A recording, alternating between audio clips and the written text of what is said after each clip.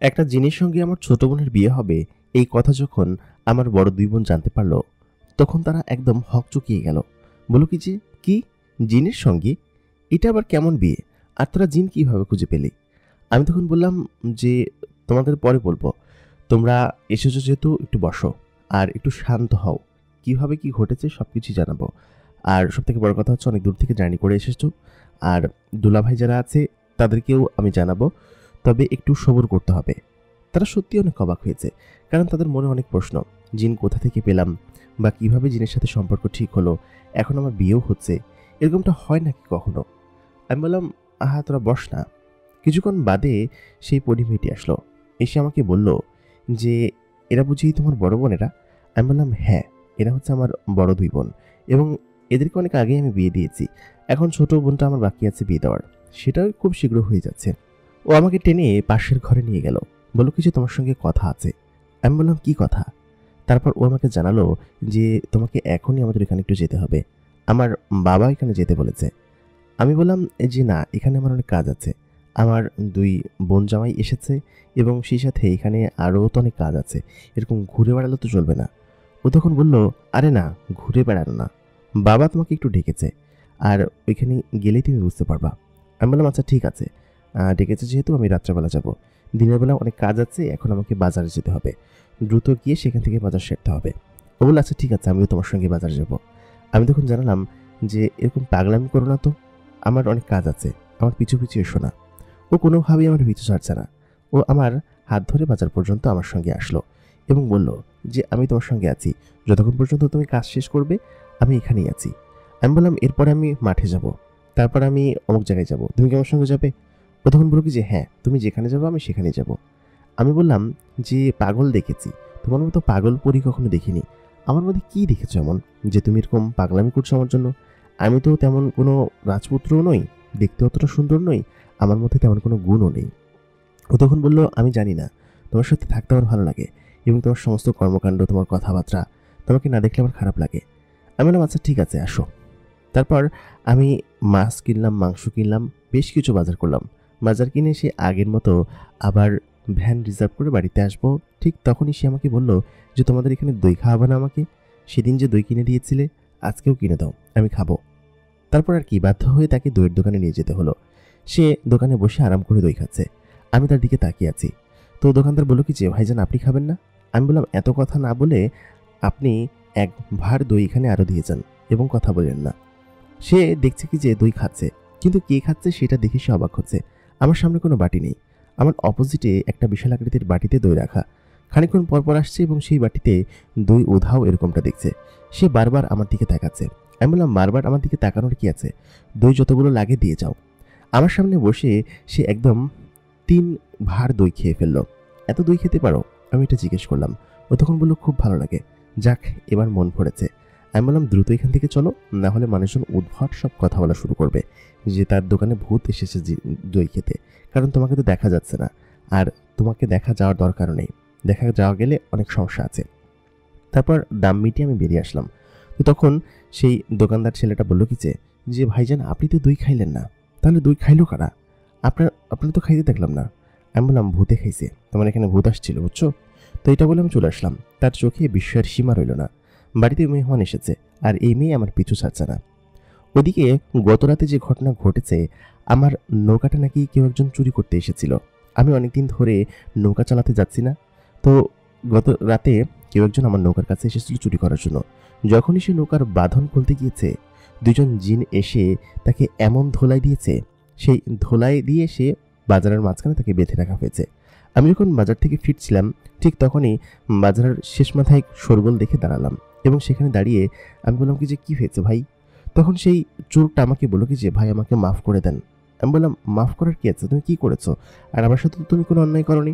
তো তখন সেই চোরটা জানালো, গতকালকে আপনার নৌকাটা চুরি করার জন্য ঘাটে গেছিলাম। এই বাজারেই হচ্ছে সেই ঘাট, যে ঘাটে হচ্ছে আমি নৌকা চালাই। আমি তো নৌকা অনেকদিন ধরে দেখি না, আমি ঘাটে বেঁধে রেখে আমি আমার মতো করে চলাফেরা করছি। তো তখন বললেন কি যে, ভাইজান আমাকে বাঁচান একটু, আপনার নৌকা আমি চুরি করতে আসছিলাম, আমাকে কেউ একজন মেরে এখানে বেঁধে রাখছে। কে মারছে আমি জানি না, তাকে আমি দেখিও নাই। শুধু শুধু আমি যখন নৌকার ঘাটে গেলাম, নৌকাটার বাঁধনটা খুলে কেবল উঠতে যাব, ঠিক তখনই আমাকে হাওয়ায় ভাসায় ফেললো। এবং এখান থেকে নিচে ছেড়ে দিল পানির ভিতরে। তারপর কয়েকবার চুপাইলো, উপরে এনে মারধর করলো, তারপর এখানে এনে বেঁধে রাখছে। এবার সবাই বলতেছে আমি নাকি চোর, আমি তো চুরি করতে আসছিলাম ভাই, আমাকে মাফ করে দেন, আমি আর জীবনে আপনার নৌকার কাছে যাবো না, এমনকি কারোর কোনো কিছু চুরি করবো না। তো বললাম আচ্ছা ঠিক আছে, কিন্তু তোমার বাড়ি কোথায়, তুমি এখানে কি করছো? ও তখন বললো আমার বাড়ি অবক উপজেলায়। তারপর ওকে বললাম কি যে ঠিক আছে, তুমি যদি নিজের ভুল বুঝতে পেরেছো তবে আর কখনো কিন্তু কারো কোনো জিনিস চুরি করতে চেও না।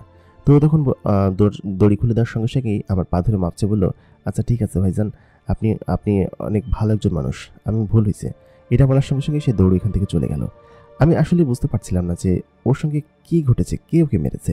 তারপর আমি যখন ভ্যানের কাছে ফিরে আসলাম, আমার সেই পরিপ্রেমিকা বললো কি যে ওকে আমার জিনের দল মেরেছে। কারণ হচ্ছে তোমার কোনো জিনিস চুরি করবে, তোমার এত শখের জিনিস, এত সোজা, তাই না?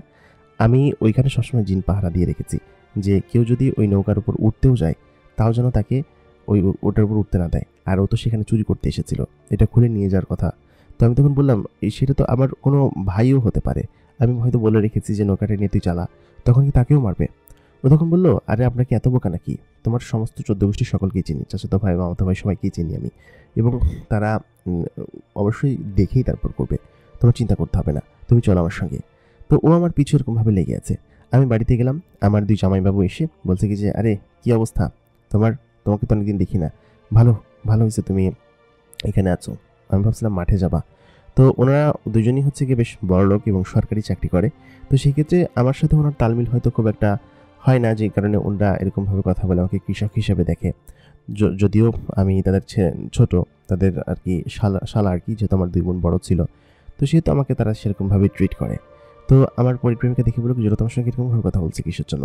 আমি বললাম বলো সরকারি চাকরিজীবী তো একটু দেমাগ থাকতেই পারে, তো সেই সব নিয়ে তুমি ভেবো না, যাই হোক তুমি এখন যাও। ও তখন বললো না আমি তোমার সঙ্গে থাকবো। ও তখন ঠিকই আমার সঙ্গে বসে বসে সেখানে গল্প করতে লাগলো। ওইদিকে আমার বোনের সঙ্গে যে পরিবারের বিয়ে ঠিক হয়েছে, সেই পরিবারের যে রাজ্যটা আছে, মানে তারা যে কাবিলায় থাকে, সেই কাবিলাটা খুব বিশাল এবং খুব বিশাল আকৃতির একটা জায়গা। চারিদিকে একদম রাউন্ড শেপের একটা গোলাকার দেয়াল দেওয়া, তার ভিতরে একদম রাউন্ড শেপের একটা ঘর। সেই ঘরটা দেখতে একটা মিনারের মতো, কিন্তু অনেক বিস্তীর্ণ একটি মিনার, যে মিনারের চারপাশে এত সুন্দর করে গোল করে ঘরটা তৈরি করা যে আসলে দেখে যে কেউ অবাক হবে। সেই ঘরের 3 তলার একটা কক্ষে সকলে বসে আছে, সকলে মিলে আলাপ আলোচনা করছে যে শেষমেশ আমাদের ছেলে একটা মানুষকে বিয়ে করবে, এটা কি আসলেই মেনে নেওয়ার মতো বিষয়? তখন সেখানকার যে কর্তা ছিল তিনি বললেন যে মানুষকে আর জিনকে এসব নিয়ে তোমরা এখন ভেদাভেদ করো না, আমার ছেলে নিশ্চয়ই পছন্দ করেছে, ভালো কাউকে করেছে, আর সেই মেয়েকে আমি দেখেছি, মানুষ হিসেবে হোক বা জিন হিসেবে হোক সেই মেয়ে অনেক ভালো, এবং সে আমাদের এখানে আসলে সমস্ত কিছু গুছিয়ে নেবে। তখন ছেলের ফুফু বলে উঠল যে ওই মেয়ে তো একটা গরিব ঘরের মেয়ে এবং খুবই হতদরিদ্র মেয়ে, ওকে আমাদের এখানে আনলে কি মানিয়ে নিতে পারবে?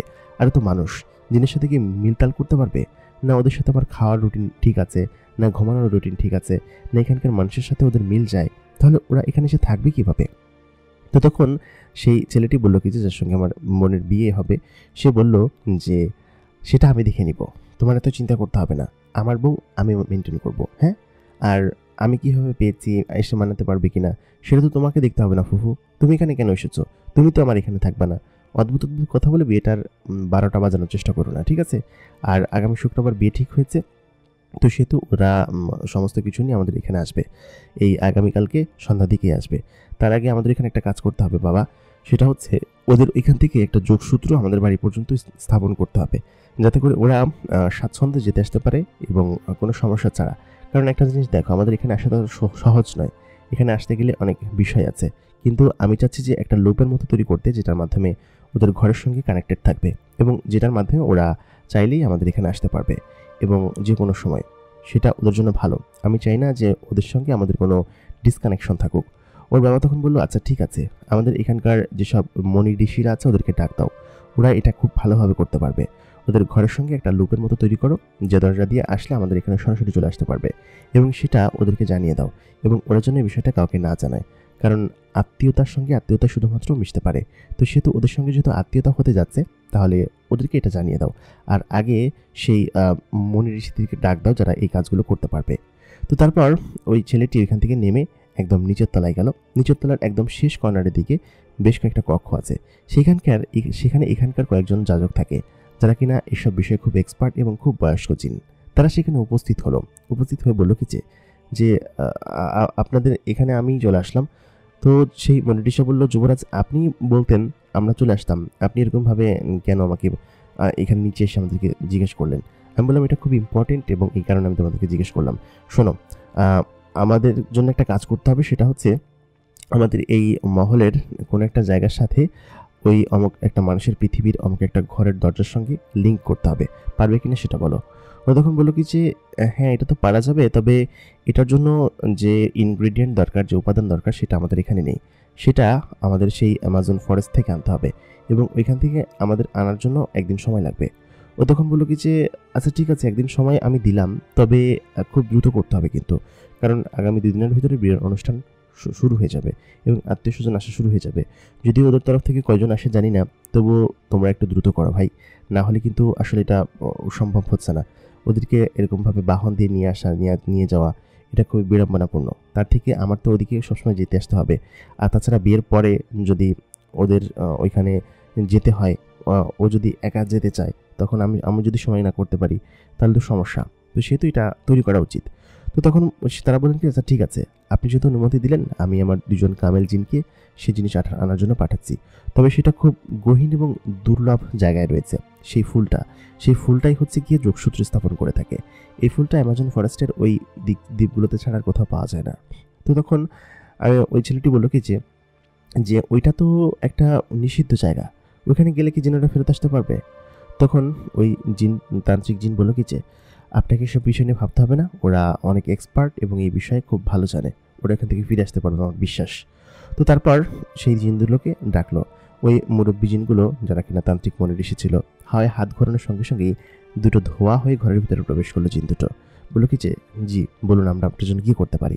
তো তখন সেই জিন দুটোকে আদেশ দেওয়া হলো যে তোমরা অ্যামাজন ফরেস্টের অমুক শীতলক্ষা পাহাড়ের উপরে যাও এবং সেখানে বিরান জঙ্গলের ভিতরে একটা জায়গায় অমুক ফুল আছে, সেই ফুলগুলো তোমরা নিয়ে আসো, 2টা ফুল নিয়ে আসবা, ঠিক আছে? তো তখন বললো কি আচ্ছা ঠিক আছে, যথা আজ্ঞা। তারপর তাদের আদেশ নিয়ে তারা আকাশের দিকে উঠতে শুরু করলো। বেশ খানিকটা উঠতে উঠতে তারা প্রায় সেই জঙ্গলের কাছাকাছি পৌঁছে গেল। তারা দুজন উপরে উঠছিল আর দুজনে মিলে গল্প করছিল যে এইখানে গেলে তো খুবই ভয়ানক এবং রিস্কি জায়গা, আমাদেরকে একটু দেখতে হবে যে এই জায়গাটা আসলে কেমন, এই জায়গা তো এর আগে আসেনি। উনি আমাকে বললেন অমুক পাহাড়ের একদম পাদদেশে ঘন বন আছে, সেই বনের থেকে সামান্য একটু দূরে গেলেই পাহাড়ি ঝর্ণার পেছনে একটা ফুলের বাগান আছে, সেই বাগান থেকেই সেই ফুল দুটো আনতে হবে এবং ফুলের সাইজ হচ্ছে গিয়ে বিশাল বড় আকৃতির এবং অনেকটা গোল আকৃতির এবং লম্বা লম্বা পাপড়ি এবং সেই সাথে গোলাপি এবং সাদা রঙের মিশ্রণ, এরকম ফুল আনতে হবে। তো ওইটা আনার জন্য যখনই তারা পাহাড়ের পাদদেশ পার হলো, ঠিক তখনই ওইখানে থাকা বিশাল বড় আকৃতির পাখিরা তাকে আক্রমণ করে উঠল। আক্রমণ করার সঙ্গে সঙ্গে তারা পাহাড়ের অনেকটা উপরে উঠে গেল উঠতে উঠতে। তখন তারা বুঝতে পারলো যে এখানে যাওয়াটা এতটা সহজ হবে না, নিশ্চয়ই নিচে অনেক জঙ্গলি জানোয়ার আছে, আমাদেরকে অন্য রূপ ধারণ করে যেতে হবে। সঙ্গে সঙ্গেই তাদের মধ্যে থাকা সেই 2 জন জিনই ওই সেম অবয়বের পাখির মতো রূপ ধারণ করলো। তারপর তারা যখন ওই দিক দিয়ে উড়ে যাচ্ছিল, সেই পাখিগুলোর মধ্যে থেকে কিছু পাখি হয়তো কেচরমেচর করছিল কিন্তু আক্রমণ করছিল না। হয়তো তারা বুঝতে পারছিল না যে এরা আমাদের গোত্রের পাখি নাকি অন্য কিছু। তারপর সেই 2 জন জিন পাহাড়ের পাদদেশ ভেদ করে সামনের দিকে যেতে শুরু করলো। ঠিক তখনই আচমকা বিশাল আকৃতির বড় আরো 2টো পাখি তাদেরকে আক্রমণ করার জন্য পা বাড়ালো। তখন বুঝতে পারলো যে পাহাড়ের পাদদেশের ওই পাশে আরো বিশাল আকৃতির বড় বড় পাখি বসবাস করে। এখন তাদেরকে মাটি দিয়ে যেতে হবে, সমতল ভূমি দিয়ে। তার সঙ্গে সঙ্গে সেখান থেকে বেঁচে জঙ্গলের একদম ভিতরে ঢুকে গেল এবং তারা সেখানে নেমে 6 পদশ এক জন্তুর আকার ধারণ করলো এবং অনেকটা হিংস্র জন্তু, যে জন্তুগুলো কিনা তারা অ্যামাজন ফরেস্টের ওই জায়গায় নিজেরা দেখেছে। এবং বেশ খানিকক্ষণ তারা ভেতরের দিকে যেতে শুরু করলো। তারপর যখন তারা সেই পাহাড়ি ঝর্ণার সামনের দিকে উপস্থিত হলো, তাদেরকে মনে হলো যে পাহাড়ি ঝর্ণার পেছনের দিকে যেতে হবে এবং সেখানে গেলেই তারা সেই ফুল সংগ্রহ করতে পারবে। বেশ খানিকক্ষণ তারা হাঁটার পরে সেই পাহাড়ি ঝর্ণার পেছনে প্রায় পৌঁছে গিয়েছে। ঠিক তখনই সেখানে থাকা বিশাল আকৃতির এক জন্তুর সম্মুখীন তারা হলো এবং সেই জন্তু দুটো সেই জিন দুটোকে বিশাল জোরে আঘাত করার সঙ্গে সঙ্গে তারা পাহাড়ের ওপর থেকে নিচে পড়ে গেল এবং তারা বুঝতে পারছিল না যে এখানে এত ভয়ানক সব জিনিস কেন রয়েছে। তাহলে কি এই ফুলের অনেক বেশি গুণাগুণ রয়েছে? এই ফুল দ্বারা নিশ্চয়ই কোনো অদ্ভুত অলৌকিক কাজ করা যায়। তারপর তারা আর কি করবে? সে নিচে বসে চিন্তা করতে লাগলো। ওই রাস্তা দিয়ে যাওয়ার একটা মাত্রই রাস্তা, পেছনে তার কোনো রাস্তা নেই। এই জন্তুর সঙ্গে নিশ্চয়ই লড়াই করতে হবে, আর না হলে অন্য কোনো জন্তুর রূপ ধারণ করে এই ভেতর দিয়ে যেতে হবে। কি করবে কিছুই বুঝতে পারছে না। এর মধ্যে থাকা একজন জিন বলে উঠল যে আমাদেরকে এখানে খুব ছোট একটা প্রাণীর আকার ধারণ করে তারপরে যেতে হবে, না হলে হয়তো আমরা এদিক দিয়ে যেতে পারবো না, কারণ এই জন্তুগুলো হয়তো খুব সহজে কাউকে এদিক দিয়ে প্রবেশ করতে দিবে না। আর আমরা যেহেতু জিন, আমরা সবকিছু করতে পারবো। সঙ্গে সঙ্গে তারা ছোট্ট আকৃতির পাখির রূপ ধারণ করলো, এত ছোট যে সেই জন্তুর চোখে পড়া অবশ্যই অসম্ভব ব্যাপার। তারপর সেই পাহাড়ি জিন দুটো তারা ভেতর দিকে ঢুকে গেল এবং সেই জন্তুর ওপর দিয়ে উড়ে গেল, কিন্তু তারা টেরই পেল না। তারপর তারা যখন সেই পাহাড়ির গর্ত ভেদ করে পাহাড়ের পেছনে গেল, ঝর্ণার পেছনে, দেখতে পেল বিশাল আকৃতির এক ফুলের বাগান, এবং সেখানে থরে থরে ধরে আছে এরকম ধরনের ফুল, এবং সেই ফুলের ডান্ডিগুলো একদম মাটি থেকে পানির ভেতর পর্যন্ত চলে গিয়েছে, এবং পানির ভেতর থেকেই এই ফুলের শাখা ওপর থেকে উঠে এসেছে। সঙ্গে সঙ্গেই দুটো ফুল তারা ছিঁড়ে নিল। ফুল ছেঁড়ার সঙ্গে সঙ্গেই চারিদিক থেকে অসংখ্য পাখি তারা তাদের দিকে জেগে উঠল, এবং বোঝা গেল এই ফুলগুলো পাহারা দেওয়ার জন্য হয়তো অসংখ্য পাখি এখানে জাগ্রত রয়েছে, এবং এরা হয়তো নির্ঘাত তাকে আঘাত করবে। শুধু পাখি নয়, পানির ভেতর থাকা বিশাল বড় বড় আকৃতির জন্তুও তাদের দিকে একদম অদ্ভুত আকৃতিতে তাকালো। তারপর সেই দুটো জিন খুব দ্রুত গতিতে সেই ফুল দুটো নিয়ে সেখান থেকে বেরিয়ে আসলো, এবং ঝর্ণা ভেদ করে অনেক দ্রুত গতির সঙ্গে, প্রায় অনেকটা আলোর গতিতে, কারণ জিনেদের সঙ্গে ওইসব জন্তুর গতি হতে মিলবে না। জিনেরা চাইলে আলোর গতিতে ভ্রমণ করতে পারে, এবং এক প্রকার অত্যন্ত দ্রুত গতির সঙ্গে সেখান থেকে বেরিয়ে আসলো, এবং পাহাড়ের পাদদেশ ভেদ করে উপরে যখন উঠে আসলো, তখন তারা এক অন্যের দিকে তাকিয়ে হেসে উঠল, বলল কি যে আমরা পেরেছি, এবং এই জন্যই হয়তো আমাদেরকে সর্দার এরকম একটা দায়িত্ব দিয়েছেন। যাই হোক, সর্দারের মান রাখতে পেরেছি, চলো তাহলে এবার আমরা রাজ্যে ফিরে যাই। সারাদিন আমার এরকমভাবেই কেটে গেল, আমার জামাইবাবুদেরকে আপ্যায়ন করতে করতে এবং এরকমভাবে তাদের খাওয়াতে খাওয়াতে। যাই হোক, সন্ধ্যার পরে আমার পরিপ্রেমিকা তো আমাকে কোনোভাবেই ছাড়বে না, সে আমাকে সঙ্গে করে তার ওইখানে নিয়ে যাবেই, বলল কি যে বাবা যেতে বলেছে। যাই হোক, আমি তার সঙ্গে বাধ্য হয়ে গেলাম, এবং প্রতিদিন যেরকমভাবে যাই ঠিক সেরকমভাবে সে আমাকে ধরে তাদের ওইখানে নিয়ে গেল, এবং নিয়ে যাওয়ার পরে আমি তার বাবার সঙ্গে দেখা করলাম। বললাম কি যে জি, আপনি কি আমাকে ডেকেছেন? তো তখন তিনি জানালেন যে হ্যাঁ, তোমাকে ডেকেছিলাম, তবে তুমি নিশ্চয়ই ব্যস্ত ছিলে। তো তখন ওই পরিপ্রেমিকা আমার দিকে আর চোখে তাকালো, বললো কিছু কি বলেছিলাম না সত্যি সত্যি যে সে তোমাকে ডেকেছে? তো আমি তখন বললাম যে আচ্ছা ঠিক আছে, আমার আসলে একটু কাজ ছিল, তো ওই জন্য আসতে একটু দেরি হয়ে গেল। তো তখন বললেন আরে কোনো সমস্যা নেই, আসলে ওরা হচ্ছে গিয়ে একটা কথা আমাকে বলেছে, সেটা জানানোর জন্যই তোমাকে আসলে এক প্রকার বলা যে ওদের ওইখান থেকে তোমাদের বাড়ি পর্যন্ত একটা লুপ তৈরি করবে, এবং সেই লুপের মধ্যে দিয়ে তোমরা যাতায়াত করবে। তো এটা কিন্তু খুবই গোপন বিষয়, এবং এটা কিন্তু কাউকে জানাবে না। আর এখন হচ্ছে গিয়ে তোমাকে আরেকটা কারণে ডেকেছি, সেটা হচ্ছে আমাদের এখান থেকে বেশ কিছু জিনিস নিয়ে আমার মেয়ের শ্বশুর বাড়ি যেতে হবে।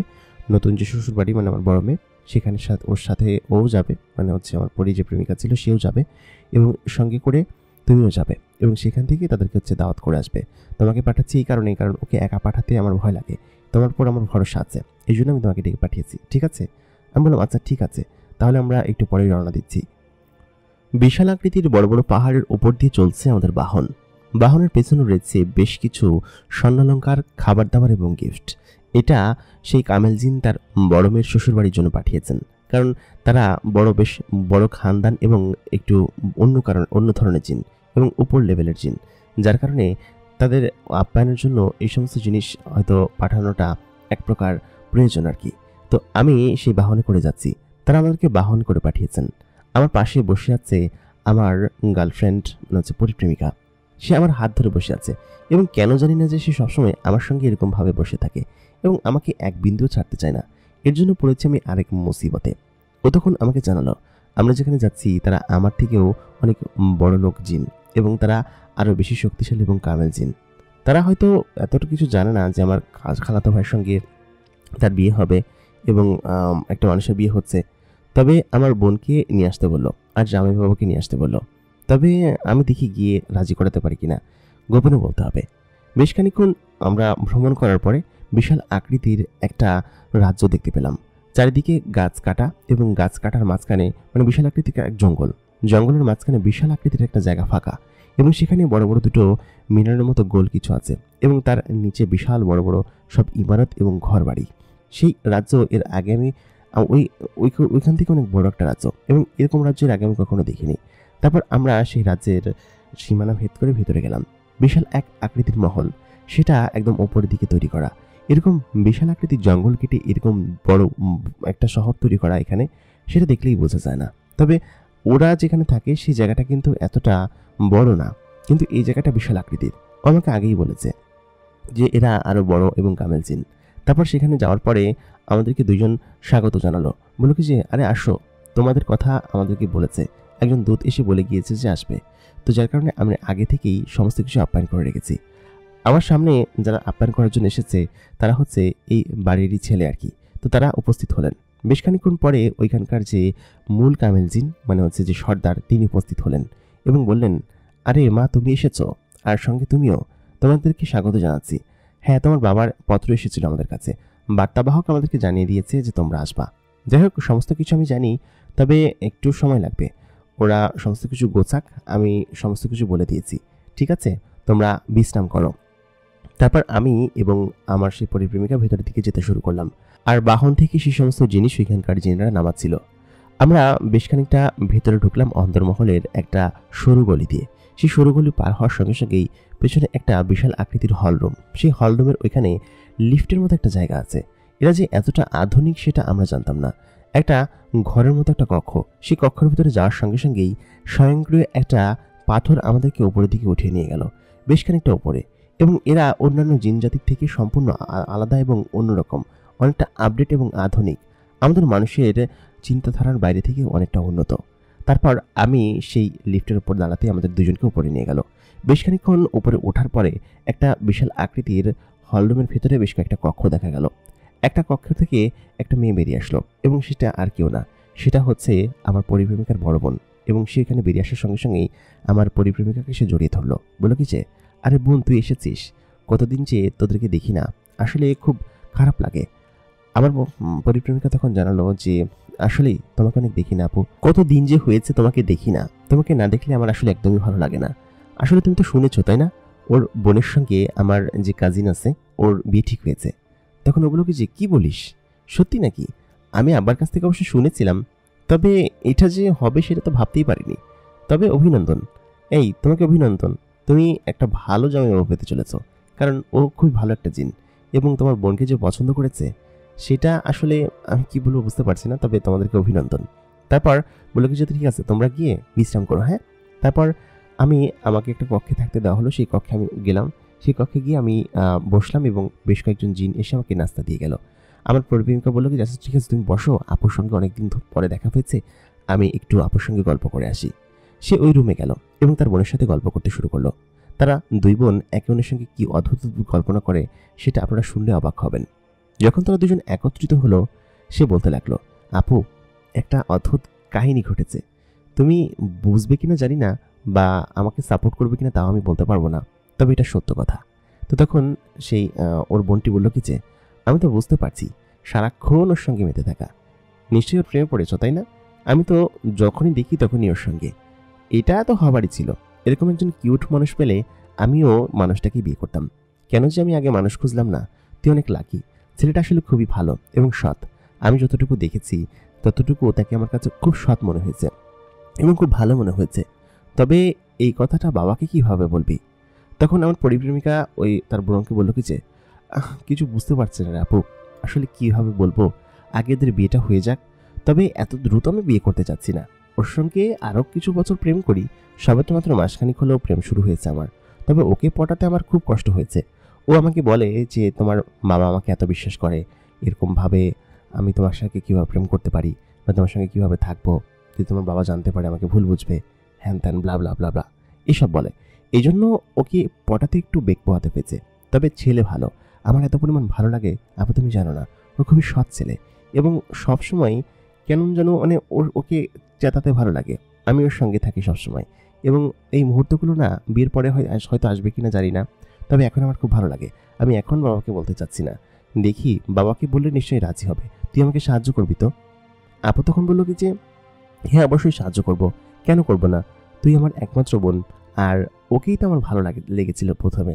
তারপরে ভাবলাম যে আমার বিয়ে ঠিক হয়ে গিয়েছে, একটা মানুষ, তুই ওর সঙ্গে যেহেতু এরকমভাবে মিশছিস, তোর নিশ্চয়ই ওর সঙ্গে প্রেম হয়েই যাবে। যাই হোক, আমি তখন বললাম আপু তুমিও দেখেছিলাম, বলেছিলাম না যে ও কত ভালো। ও তখন বলল, হ্যাঁ ঠিক আছে, যাই হোক সাবধানে সব কিছু কিন্তু, ঠিক আছে? আর তোরা বেশি দূরে কিন্তু যাস না। তোরা যখন ওই ইসের ভিতরে গিয়েছিলি, ওই ফরেস্টে গিয়েছিলি, তখন আমি বুঝে গিয়েছিলাম যে তোর মধ্যে কী চলছে। তবে একটু সময় দে, আমার একটু গোছাতে দেরি হবে। আর এইখান থেকে আমরা চলে যেতে পারতাম, তবে তোর ভাইয়া আসলে ও একটু বেরিয়েছে, ও আসলে তারপর আমরা যাব। আমি বললাম কি যে আর ভাইয়া আসুক না, আমরা না হয় একসঙ্গে যাই। ও তখন বলল কি যে না, ওর সঙ্গে যেতে হবে আমাকে, ও আসুক। আর কিছু নিয়ম তো আছে, বড় ঘরের বড় নিয়ম, আমরা তো অত বড় ঘর না। তো তখন ও বললো কি যে আচ্ছা ঠিক আছে। তারপর ওর রুম থেকে বেরিয়ে আসলো, বেরিয়ে এসে আমাকে বললো কি যে এই তুমি এখানে আসো তো, ওইখানে বসে আছো কিসের জন্য? এত বড় একটা রাজ্যে এসেছি, চলো আমরা বাইরে ঘুরে আসি। আমি বললাম কি যে এখানেও ঘোরাঘুরি? ও তখন বললো আমার বড়াপুর শ্বশুরবাড়ির এই এলাকায় আমি তেমন একটা ঘুরিনি, এই প্রথমবারই আসলাম, তো ঘুরবো না, দেখবো না যে এখানের পরিবেশ কেমন? তুমিও না আসলে কেমন, চলো তো। তারপর আমার হাত ধরে সেই বড় পাথরের কাছে নিয়ে গেল, যেটা আসলে নিচে নামিয়ে দেয়। তো তারপর সেই পাথরের উপর দাঁড়িয়ে আমরা নিচের দিকে যাচ্ছিলাম। অন্ধকার একটা রুমের ভিতরে সেই পাথরটা তৈরি দেওয়া আর কি, অনেকটা আলোকিত, তবে যখন নিচে নামে তখন অন্ধকার হয়ে যায়। তো ওর মাঝখানে ও আমাকে জড়িয়ে ধরে চুমু খেতে লাগলো। আমি তখন বললাম, কি করছো তুমি? এরকম পাগলামি না করলে নয়, তাই না? তারপর বেশ খানিক্ষণ পরে সেই জিনিসটা নিচে নেমে আসলো। নিচে নেমে আসার পরে আমি হাঁটতে শুরু করলাম। নিচে দেখা হলো সেই মুরব্বীর সঙ্গে, যে মুরব্বী আমাদেরকে আপ্যায়ন করেছিল এবং এখানকার সর্দার। তিনি বলেন কি যে কি ব্যাপার মা, কোথায় যাচ্ছ তোমরা? তখন ও বলল কি যে দেখি আমরা আপনাদের এখানটা একটু ঘুরে দেখে আসি, এর আগে তো কখনো আসিনি, হাতে নিশ্চয়ই সন্ধ্যা পর্যন্ত সময় আছে, আর ওদের গোছাতে তো একটু দেরি হবে, তো সেহেতু আমরা একটু ঘুরে আসি। হ্যাঁ। তো তখন ওই লোকটি বলল কি যে তোমার সঙ্গে করে আমরা 2টি জিন দিয়ে দিচ্ছি, যদি কোনো সমস্যা হয়। আমি বললাম, না না আঙ্কেল, সমস্যা হবে না, আমরা ঘুরতে পারবো, আর কোনো সমস্যা নেই, আপনার এলাকায় আমার কি সমস্যা হবে বলুন? তো তখন তিনি হেসে দিলেন, হেসে দিয়ে বললেন, তাই তো, আচ্ছা ঠিক আছে যাও আম্মু, তুমি ঠিকঠাক মতো ঘুরো। হ্যাঁ। তো তারপর আমরা দুজনে হাঁটতে শুরু করলাম। এইখানকার শহরগুলো একটু ভিন্ন, গলিগুলো বিশাল বড় বড়, এবং সেই সাথে দুই পাশের ঘরগুলো খুবই অদ্ভুত। এখানকারও বাচ্চা ছেলেরা আমাদের দিকে ঘুরে ঘুরে তাকাচ্ছে, আর বিশেষ করে আমার দিকে বেশি করে তাকাচ্ছে, কারণ আমার মতো মানুষ তো তারা এখানে কখনো দেখেনি, এবং দেখবেও বা কোথায়? তারা তো এই জায়গা থেকে কখনো কোনোদিন বেরই হয়নি, কিভাবে বুঝবে?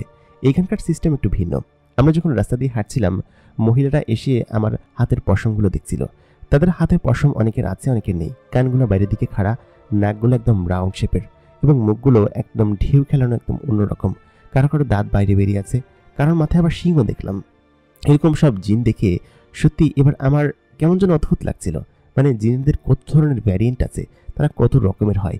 কেউ একদম কালো কুচকুচে, কারোর গায়ে একদম লোম দিয়ে ভরা, একদম বানরের মতো, নিচু জাতির জিনেরা। তো তখন ও বলল কি যে এরা হয়তো নিচু জাতির জিন, এবং এরা এইসব নিচু অঞ্চলে বসবাস করে। তো আমি সেটাই দেখলাম। হাঁটতে হাঁটতে আমরা এত কিছু ডিসকভার করলাম যে সত্যি অবাক হবার মতো বিষয়। বেশ খানিকটা দূরে যাওয়ার পর একটা দোকানে দেখলাম গরম গরম কিছু একটা তৈরি করছে। তো ওর সঙ্গে সঙ্গে গিয়ে বললো কি যে ও মা, কি সুন্দর খাবার, এটা কি জিনিস? তো ওরা তখন বললো এটা এরকম একটা খাবার। তো তখন ওকে দেওয়ার পরে বললো কি যে এটা তুমি খাও, আমি খেতে পারবো না, তোমাদের এখানকার যেসব খাবার আমার দেখলে কেমন না ঘৃণা লাগে। তখন বললো কি যে আরে না, ভালো মিষ্টি জাতীয় খাবার, খেয়ে দেখো। ও যখন জোর করে আমার মুখে পড়লো, দেখলাম কি যে আসলে মিষ্টি জাতীয় কোনো কিছু একটা খাবার, এবং খেতে খুবই সুস্বাদু। তারপর আমরা নিয়ে দুজনে মিলে খেতে লাগলাম সেখানে বসে। অ্যামাজন ফরেস্টের ওপর থেকে সেই ফুল দুটো নিয়ে আসার পরে তান্ত্রিক দুটোকে দেওয়া হলো। তারপর তারা সেখানে ধ্যানে বসে কিছু একটা করতে লাগলো। ঘরের বাইরের একদম পেছন সাইডে একটা দরজার সঙ্গে ওই বাড়ির লিঙ্ক করা হবে। বেশ খানিক্ষণ তারা ধ্যান যোগ করতে লাগলো, এবং রাত্রে অন্ধকারের মধ্যেই তারা সেগুলো করছিল। বেশ খানিক্ষণ পরে সেখানে একটা আলোর মতো কোনো কিছু একটা তৈরি হলো, এবং সেই আলোর মতো একটা জিনিস সেই দরজার সঙ্গে এমনভাবে সেটে গেল যে সেই আলোটা একদম খুব কিরণ হয়ে আমাদের দিকে আসছিল। আমরা দেখে অবাক হলাম, কারণ হচ্ছে চারিদিকটা বেশ অদ্ভুত রকমের লাগছে। আমি এবং সেই পরিপ্রেমিকা ওইখানে বসে বসে দেখছিলাম যে কিভাবে সেই দরজাটা আমাদের বাড়ির সঙ্গে লিঙ্ক করা হবে। কি অদ্ভুত রকমের সেই অদ্ভুত জিনিসগুলো করা হচ্ছিল। ফুল দুটো উঠে আসমানে ভেসে উঠল, এবং সেখান থেকে আলো সেই বড় আকৃতির দরজার ভেতরে ঢুকে সেই দরজাটা আলোকিত হয়ে গেল, এবং দরজাটা খুলে এক প্রকার আলো আলো চারিদিকে হয়ে গেল। তারপর হঠাৎ করে আলো নিভে অন্ধকার হয়ে গেল। তখন তারা বলল সম্পূর্ণভাবে এটা লিঙ্ক করা হয়েছে, আপনারা চাইলে এটাকে পরীক্ষা করে দেখতে পারেন। তারপর আমি এবং আমার সেই পরিপ্রেমিকা দুজনে সেই দরজার ভিতরে ঢুকলাম। খানিকক্ষণ অন্ধকারে হাঁটার পরে দেখলাম কি যে ওই পাশে একটা দরজা দেখা যাচ্ছে। সেই দরজাটা খুললাম, এবং দরজা খুলে সত্যি আমি অবাক হয়ে গেলাম। এটা হচ্ছে আমার ঘরের যে দরজার রয়েছে সেই ঘরের দরজার সঙ্গে এটা লিঙ্ক হয়ে গিয়েছে। মানে ঘরের দরজা যদি পেছন থেকে খোলা হয় তাহলে এটা এরকমভাবে দেখা যাবে। এবং আমি সত্যি অবাক হলাম যে আমার রুমের সঙ্গে এই জিনিসটা এরকমভাবে লিঙ্ক হয়ে গেল। আসলে খুবই আজব ব্যাপার, এটা কিভাবে সম্ভব হলো আমি তো কিছুই বুঝতে পারছি না। আর এটা চাইলে আমি বন্ধও করে রাখতে পারবো ওই পাশ থেকে চাইলে কেউ দরজা নক করলে তারপর আমি খুললে তখন হচ্ছে কি ওই পাশ থেকে এই পাশে ভিতরে ঢোকা যাবে। মানে হচ্ছে ধরুন কোনো মানুষ যদি এখানে আসে তো তখন স্বাভাবিকভাবে সে দরজা নক করলে আমি বুঝতে পারবো যে কোনো মানুষ এসেছে এবং সেটা স্বাভাবিক দুনিয়ার সাথে কানেক্টেড। কিন্তু কোনো জিন যদি আসে তাহলে তারা অন্যভাবে দরজা নক করবে এবং সেই দরজাটা খুললে আমি বুঝতে পারবো যে এটা জিনের দুনিয়ার সাথে লিঙ্কড এবং দুনিয়ার সাথে কানেক্টেড। তো এটা তারা আমাকে খুব সুন্দরভাবে বুঝিয়ে দিল এবং বলল কি যে এই দরজাটা শুধুমাত্র এই গোত্রের যারা আছে এবং যাদের কাছে অ্যাক্সেস আছে শুধুমাত্র তারাই এটা খুলতে পারবে, অন্য কেউ চাইলে এটা কোনোভাবেই খুলতে পারবে না। তো যাই হোক, অনুমতি শুধুমাত্র এখন আমাকে দেওয়া হলো এবং পরবর্তীতে বিয়ে হবার পরে আমার ছোট বোনকে দেওয়া হবে, এটা তারা বললো আর কি। এবং এই দরজার খবর অন্য আর কেউ পাবে না। আমি সত্যি অবাক হচ্ছিলাম এই বিষয়গুলো দেখে যে এটা কি আদৌ সম্ভব। বর্তমান সায়েন্স অ্যান্ড টেকনোলজির দুনিয়া থেকে তারা কতখানি এগিয়ে এবং তারা কত কিছু জানে। তারা প্রকৃতির মাধ্যমেই হয়তো এরকম কোনো কিছু করে। আল্লাহ তাআলা সেজন্য বলেছেন যে জিনেদেরকে তারা অলৌকিক ক্ষমতা দিয়েছেন এবং আমাদেরকে দিয়েছেন বুদ্ধি। তো যাই হোক, ওরকমভাবে এটা সম্পূর্ণভাবে লিঙ্ক করা হলো। আগামীকালকে সকলকে এদিক দিয়ে হয়তো ওখানে যেতে হবে আর অনেকবার আমাদের এখানে যাতায়াত করা হতে পারে। তো যাই হোক, আমি এবং আমার পরিপ্রেমিকা সেগুলো টেস্ট করার পর সেখানে দাঁড়ালাম এবং সেখানে সেই সর্দার উপস্থিত ছিল। তিনি তখন জানালেন যে আগামীকালকে তোমরা সকলে এদিক দিয়ে চলে এসো, ঠিক আছে? আর এটা তৈরি করা হলো শুধুমাত্র তোমাদের সুবিধার কথা ভেবে। এটা সাধারণত আমাদের জিনের সাথে মানুষের লিঙ্ক খুব একটা হয় না এবং তোমাদের সাথে যেহেতু আত্মীয়তা হতে যাচ্ছে সেহেতু এই কথা বিবেচনা করেই আমি এটা তৈরি করেছি। তারপর আমরা সকলে মিলে বাহনে উঠলাম। আমার বড় বোন এবং সেই সাথে ওই তার যে জামাই ছিল সেই জামাই আর কি, মানে হচ্ছে কি আমার পরিপ্রেমিকার বড় বোন এবং জামাই, তারা পেছনের বাহনে আসতে শুরু করলো এবং আমরা সামনের বাহন আকাশ ভেদ করে সামনের দিকে উড়ে যাচ্ছিল। চারিদিকে জ্যোৎস্নায় যেন আমাদেরকে ভাসিয়ে নিয়ে যাচ্ছে।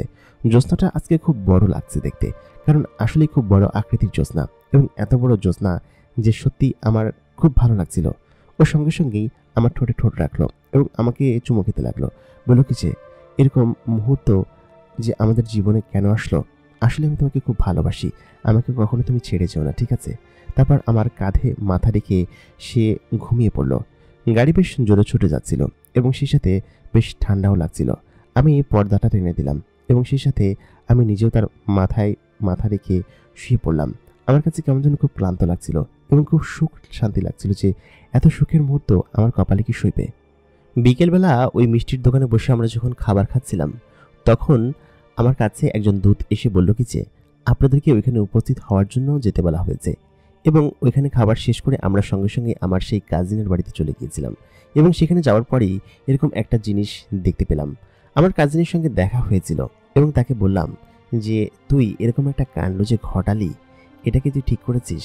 একটা মানুষের সঙ্গে তুই আসলে খুবই চালাক রে, এবং যার কারণে তুই এত সুন্দর একটা মেয়েকে পটিয়ে ফেললি, তবে তুই জিতেছিস। কিন্তু এগুলো নিয়ে তার সঙ্গে গল্প হচ্ছিল এবং বেশ খানিক্ষণ পরে সেই তান্ত্রিকগুলো আমাদেরকে সেখানে ডেকেছিল গল্প করার জন্য। তবে বিয়ে শাদীর এই বিষয়গুলো খুব দ্রুতই এগিয়ে যাচ্ছে। আমার কেন যেন মনে হচ্ছে যে ওর ছোট বোনের বিয়ে হয়ে যাওয়ার পরে আমাদের হয়তো পালা আসবে। তবে আমি চাচ্ছি না যে এত দ্রুত আমাদের বিয়ের অনুষ্ঠান সম্পন্ন হোক। বেশ খানিক্ষণ গাড়ি ওড়ার পরে আমরা যখন সেই বাড়ির কাছে এসে পৌঁছালাম, বাড়ি থেকে সমস্ত জিনিস নামানো হচ্ছিল। গাড়ির ভিতরে অনেক দামি দামি জিনিস ছিল এবং এখানে বেশ কিছু জিনিস আছে যেগুলো কিনা আমাদের ওইখানে পাঠানো হবে। এটা ওই রাজ্য থেকেই আমাদেরকে দিয়ে দিয়েছে, বলেছে যে এটা হচ্ছে তোমাদের বোনের জন্য পাঠানো হয়েছে এবং এই জিনিসগুলো অবশ্যই তাকে পরিয়ে এখানে নিয়ে আসতে হবে এবং এখানকার নিয়ম যে রীতি রেওয়াজ এবং যে নিয়ম রয়েছে সেই নিয়ম অনুযায়ী তাকে সাজিয়ে গুছিয়ে আনতে হবে। আমরা যখন ওর খালাতো ভাই মানে হচ্ছে আমার ছোট বোনের যে হবু জামাই ওদের বাড়িতে গিয়েছিলাম এবং সেখানে যাওয়ার পর যখন এরকম একটা কথা বলল যে এই গাড়ি ভরে তোমাদেরকে জিনিস দেওয়া হলো, তো তখন আমার নিজের কাছে ছোট লেগেছিল। বলেছিলাম যে না আমি এই জিনিসগুলো নিতে পারবো না, তবে আমি আমার সামর্থ্য যতটুকু কোলাই ততটুকু আমি করবো। তখন ওনারা আমাকে এক প্রকার রিকোয়েস্ট করেই বললো কি যে বাবা তুমি কিছু মনে করো না, এটা হচ্ছে কি আমাদের এখানকার নিয়ম, তো সেই নিয়ম তো আমি ভাঙতে পারবো না, তো সেহেতু এটা এই অনুরোধটুকু আমার রাখো। তো ওনাদের অনুরোধেই মূলত আমি সেই জিনিসগুলো গাড়ি ভর্তি করে আমাদের বাড়ি পর্যন্ত নিয়ে আসলাম। ওকে আমি ওখানে নামিয়ে দিয়ে আসতে চেয়েছিলাম, তবে ও কোনোভাবে সেখানে নামতে চাইল না এবং বলল কি যে না না, আমি তোমার সঙ্গে যাব, আমি তোমার সঙ্গে থাকবো। এই কথা মানে ওকে আমি কোনোভাবেই বোঝাতে পারি না। আমার সঙ্গেও থাকবেই, সকাল বিকাল হোক, সন্ধ্যা হোক, রাত হোক, সবসময় আমার সঙ্গে। এবং এটা তো ওর বাবা দেখতে পায় বা বুঝতে পারে যে কেন ও আমার সঙ্গে সবসময় সেটে থাকে। যদি ওনারা কিছু বুঝে যায়, আমি এই জন্যই ওকে আর কি বকাঝকা করি যে যদি তোমার বাবা বুঝতে পারে যে তুমি আমার সঙ্গে প্রেম করছো, তখন বিষয়টা কেমন হবে। ও তখন বলল, জানলে জানো, তবে তোমাকে ছাড়া আমি থাকতে পারবো না, সেই জন্য আমি তোমার সঙ্গে চলে এসেছি। ওই গাড়িটা যখন আমাদের উঠানের সামনে নামলো, আমার বড় দুই বোন এবং জামাইবাবু দুজনে বেরিয়ে আসলো। বেরিয়ে এসে বললো কি যে এত বড় একটা গাড়ি, এবং এটা কি ধরনের গাড়ি, আর এর ভিতরে সব কি আছে। বেশ খানিকটা রাত হয়ে গিয়েছে ততক্ষণে, আমাদের বাড়ির সকলেই ঘুমিয়ে পড়েছে। মানে হচ্ছে আমাদের প্রতিবেশী যারা আছে ওনারা আবার আমাদের এসব দেখে চোখ টাটাচ্ছে। বেশ কিছুদিন ধরে দেখছে যে আমাদের বেশ ধন সম্পদ হয়েছে, আমরা আগের মতো আর থাকি না, আগের মতো এরকম কষ্ট আমাদের নেই, তাদের কাছে টাকা পয়সা ধান চাল চাইতে যাই না। এইসব বিষয় নিয়ে তারা বেশ হিংসা করে এবং তারা আমাদের দিকে নজর রাখে যে এখানে কি হচ্ছে। তবে তারা কোনোভাবেই হয়তো জানতে পারবে না যে আমাদের এখানে কি হচ্ছে বা আমাদের পরিবেশ কিভাবে চেঞ্জ হলো, কারণ জিনারা সমস্ত কিছু এরকমভাবেই তৈরি করেছে। তো যখন সেই বাহনটা নিচে নামলো, আমার দুই জামাইবাবু নেমে আসলো। নেমে এসে বললেন, এখানে কি হচ্ছে এসব, আর এসব কি জিনিস, কি ধরনের বাহন, আর এই সমস্ত জিনিস কোত্থেকে আসলো। তো তখন আমি বললাম যে আমাদের বিথির শ্বশুরবাড়ি থেকে পাঠিয়েছে। তো তখন ওরা বললো কি যে কেন শ্বশুরবাড়ি থেকে পাঠাবে, এত জিনিস কেন দিবে, হ্যানত্যান এগুলো বলতে লাগলো। ঠিক তখনই দুজন জিন, তারা দেখতে বিশাল আকৃতির এবং এক প্রকার ষাঁড়ের মতো গর্জন তাদের, তারা ওইখান থেকে নামলো। নেমে বললো কি যে কী বললেন, আবার বলুন। তো তখন সেই দুজন জামাইবাবু হচ্ছে, তারা দুজনই সরকারি চাকরি করে এবং একটু দাম্ভিকতার আর কি। তখন আমি বললাম কি যে এরা দুজন কিন্তু জিন, যদি উলটপালট কথা বলেন আপনাদেরকে চ্যাংদোলা করে উপরে ধরে তুলে রাখবে। তখন বললো, এটা কী ধরনের ফাজলামি হচ্ছে। তো তখন সেই জিন দুটো বললো কি যে ফাজলামি আমি দেখাচ্ছি, এত দাম্ভিকতা তাই না। তো তখন তারা বললো কি আচ্ছা ঠিক আছে ঠিক আছে ঠিক আছে, আমি ভয় পেয়েছি আসলে, আমি কিছু বুঝতে পারছি না যেখানে কী হচ্ছে। তো তখন আমি বললাম যে এটা হচ্ছে গিয়ে জিনের দুনিয়া থেকে তত্ত্ব এসেছে এবং আমার বোনের সঙ্গে একটা জিনের বিয়ে হচ্ছে। আসলে এই জিনেদের সঙ্গে আমার পরিচয় কাকতালীয় হবে এবং আমরা জিনের ওইখানে বিয়ে খেতে গিয়েছিলাম এবং তারপর থেকেই ওদের ওইখানকার একটা জিন আমার বোনকে পছন্দ করেছে এবং তারা বিয়ে করতে চায় এবং আমরা বিয়েতে রাজিও হয়েছি এবং তারা দাওয়াত দিয়েছে আগামী শুক্রবার তাদের ছেলের সঙ্গে আমাদের মেয়ের বিয়ে, এবং তারাই এই তত্ত্বগুলো গাড়ি ভরে পাঠিয়েছে। দুলা ভাই, আপনি যদি কোনো প্রকার ফাজলামি করেন, এই যে জিনেরা দেখতেছেন না, এই জিনেদের দিয়ে কিন্তু একদম শাস্তি দেওয়াবো। তো তখন একজন দুলাভাই বলে উঠলো, আরে আমি তো এমনিতেই মজা করি, এমন করো কিসের জন্য, জিন দেখলে আমার ভয় লাগে, ওদেরকে যাইতে বলো। তো এটা বলার পর সকলে হেসে দিল। আমার বোনরাও বুঝতে পারলো যে আসলেই আমাদের বিধির কপাল অনেক ভালো এবং সে এরকম একটা মেয়েকে, এরকম একটা জিনের ছেলেকে বিয়ে করতে পারছে, এটা আসলে সাত কপালের ভাগ্য। তো তখন দুলাভাইরা একটু ভয় পেল, বললো কি যে না না না, এরকম কোনো কিছু করা যাবে না। তারপর তারা ঘরের ভিতরে চলে গেল, বললো এই তোমরা আসো, চলো ঘরে চলো, মানে নিজেদের বউকে ডাকতে শুরু করলো এবং বোঝা যাচ্ছে যে ভয় পেল। তারপর সেই দুজন জিন যারা কিনা ওই বাহনটা চালিয়ে এনেছিল, তারা সেই গাড়ির সমস্ত জিনিসপাতি নামাতে লাগলো এবং আমার বোন দেখে খুব অবাক হচ্ছিল, বললো যে এত জিনিস পাঠিয়েছে, এত জিনিস আমরা কিভাবে কি করব। সেখানে অনেক মন্ডা মিঠাই ছিল, বেশ কিছু খাবার ছিল, তারপর সেই সাথে বেশ ফল ছিল, তারপর স্বর্ণালঙ্কার ছিল, ওর জন্য পাঠিয়েছে। তো সমস্ত জিনিস আগামীকালকে আমাদের সকালে মিলে ওই লুপ হোলের ভিতর দিয়ে আমাদেরকে ওইখানে যেতে হবে এবং ওরা আমাদেরকে এই সমস্ত জিনিস পাঠিয়েছে, এত জিনিস পাঠিয়েছে যে ঘরে রাখার মতো জায়গা নেই এবং কি করব কিছুই বুঝতে পারছি না। আমার ঘরের খাটের উপর নিচে সব জায়গা দিয়ে রাখতে শুরু করলাম, আর আমাদের ঘরটা ততটা উন্নতও না। আমাদের ঘরের চারপাশে হচ্ছে গিয়ে মাটি দিয়ে লেপা, পাটকাঠির বেড়া, এবং আমরা যেহেতু গরিব সেহেতু এই জিনিসগুলো উন্নত করা হয়নি। তো এই জিনিসগুলো ঠিক করবো পরবর্তীতে ভেবেছিলাম। তো এখন তোমাকে ঠিক করতে হবে, যদি ওই বাড়ির মেহমানরা আসে তাদেরকে কোথায় রাখতে দিব। তবে এত দ্রুত সমস্ত কিছু সম্পূর্ণ হয়ে যাচ্ছে যে এই সমস্ত জিনিসগুলো ঠিক করার সময় পাচ্ছিলাম না। বাড়ির বাইরে দিয়ে সেসব লাল প্যাকেটগুলো রেখে দিলাম এবং জিনকে বললাম যে এক কাজ করো, আমাদেরকে ঘরে জায়গা হচ্ছে না, এই বারান্দায় রেখে এই জায়গাটা এমনভাবে ঢেকে রাখো যেন কোনো মানুষ বুঝতে না পারে। তো তারা তখন খুব সুন্দরভাবে সেই জিনিসগুলো এখানে ঢেকে রাখলো এবং পরের দিনের জন্য আসলে আমি অপেক্ষা করতে লাগলাম যে পরের দিন কখন আসবে। বিশাল বড় দায়িত্ব। আমি এবং আমার পরিপ্রেমিকা একই সঙ্গে আমার বিছানায় শুয়ে আছি, ও কোনোভাবেই আমাকে ছেড়ে যাবে না এবং বললো যে আমি এখানেই থাকবো, এখান থেকে কোনোভাবেই আমাকে তুমি সরাতে পারবে না। আমি বললাম আচ্ছা ঠিক আছে, আমি ঘুমিয়ে গেলে তারপর যেও, ঠিক আছে। ও তখন বললো আচ্ছা দেখা যাবে। আমার পাশে বসে আমার মাথায় হাত বুলিয়ে দিতে লাগলো। আমি কখন যে ঘুমিয়ে পড়লাম নিজেও জানি না। কি হচ্ছে এসব আমার সঙ্গে, আসলে কি বাস্তবে ঘটছে নাকি আমার কল্পনা, এগুলো ভাবতে ভাবতেই আমি ঘুমিয়ে গেলাম। প্রিয় দর্শক, এই গল্পের ষষ্ঠ এপিসোডে কি হবে জানতে হলে আমাদের সঙ্গে থাকুন। এপিসোডটি আপনাদের ভালোবাসায় আজ এই পর্যন্ত আসতে পেরেছে। আপনারা যদি চান গল্পটি আরও ইন্টারেস্টিং হোক এবং আরও বড় হোক, তাহলে আমাদেরকে কমেন্ট করে অবশ্যই জানাতে হবে। কমেন্ট না করলে কিন্তু এবং ভিডিওতে বেশি এঙ্গেজমেন্ট ভিউ না দিলে কিন্তু পরবর্তী এপিসোড আমি আনবো না। সেটা আপনারা খুব ভালোভাবে শুনে রাখেন। তো আপনারা যত বেশি ভালোবাসা, যত বেশি সাপোর্ট করবেন, তত বেশি দ্রুত আপনারা এপিসোডগুলো পাবেন। তো সেহেতু দ্রুত এখনই কমেন্টে আপনাদের মতামত জানিয়ে দিন। বরাবরের মতো কণ্ঠে আমি আর যে ইমরান আপনাদের সঙ্গে ছিলাম। আপনারা দেখলেন 5 নম্বর এপিসোড। 6 নম্বর এপিসোড আপনাদের উপর ডিপেন্ড করছে যে কত দ্রুত আসবে নাকি আসবে না। দেখা হবে পরবর্তী এপিসোডে। ততক্ষণ পর্যন্ত অবশ্যই সবাই ভালো থাকবেন, সুস্থ থাকবেন। আর আমাদের চ্যানেলটাকে অবশ্যই কিন্তু সাবস্ক্রাইব করবেন। যারা নতুন অডিয়েন্স আছেন তারা অবশ্যই সাবস্ক্রাইব করে যাবেন। ধন্যবাদ সবাইকে।